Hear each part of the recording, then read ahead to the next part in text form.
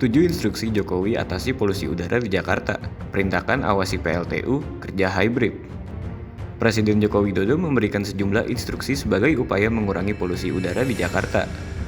Hal ini ia sampaikan dalam rapat terbatas yang digelar di Istana Kepresidenan, Jakarta Pusat, Senin 14 Agustus 2023. Sebelumnya, pemantau kualitas udara IQ Air menunjukkan kualitas udara di Jabodetabek.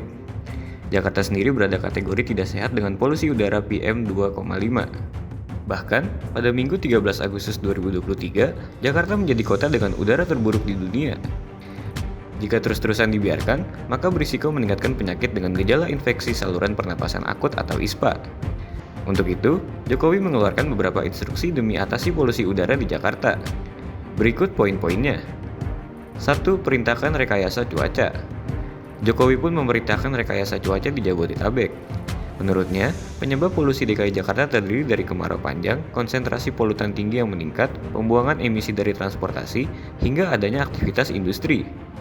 Oleh karenanya, Jokowi meminta penanganan polusi dalam jangka pendek, menengah, dan panjang. Untuk jangka pendek, ia ingin intervensi perbaikan kualitas udara. Sementara yang menengah dapat diketahui pada poin berikutnya. Kedua, menerapkan sistem kerja hybrid. Jokowi menyebut akan mempertimbangkan soal bekerja dari rumah atau work from home. Ia pun meminta anak buahnya mengkaji kemungkinan ini. Menurutnya, perlu ada dorongan terhadap kantor untuk menerapkan sistem kerja hybrid.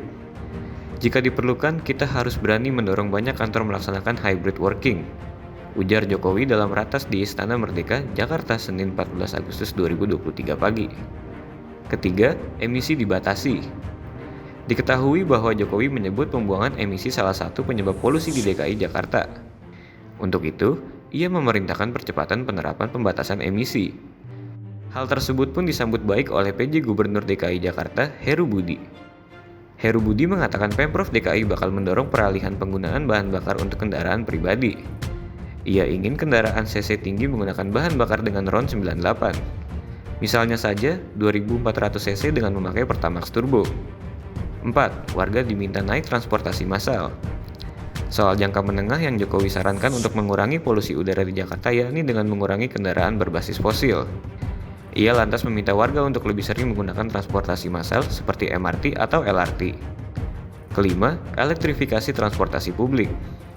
Selain membatasi emisi, Jokowi juga mendorong elektrifikasi transportasi publik. Ia ingin kendaraan yang digunakan untuk transportasi umum dapat mengurangi penggunaan bahan bakar fosil. Dengan begitu, polusi di Jakarta bisa tak sebanyak saat ini. Keenam, pengawasan terhadap PLTU. Arahan selanjutnya, Jokowi menitik beratkan pada penanganan perubahan iklim. Ia meminta adanya pengawasan dalam sektor industri dan pembangkit listrik di sekitar Jabodetabek. Hal ini juga sempat disinggung oleh LBH Jakarta.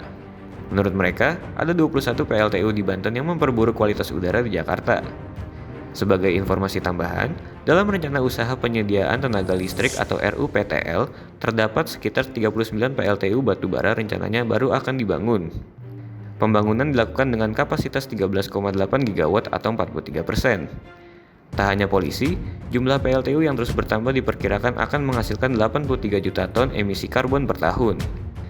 Adapun salah satu dampaknya, yakni pemanasan global. Ketujuh, ruang terbuka hijau ditambah. Terakhir, sang presiden ingin lebih banyak ruang terbuka hijau di Jakarta. Pemprov DKI pun mengaku bakal menambah sekitar 800 tempat seperti ini sesuai arahan Jokowi. Heru menyebut kebijakan tersebut telah dilaksanakan sejak akhir 2022 lalu.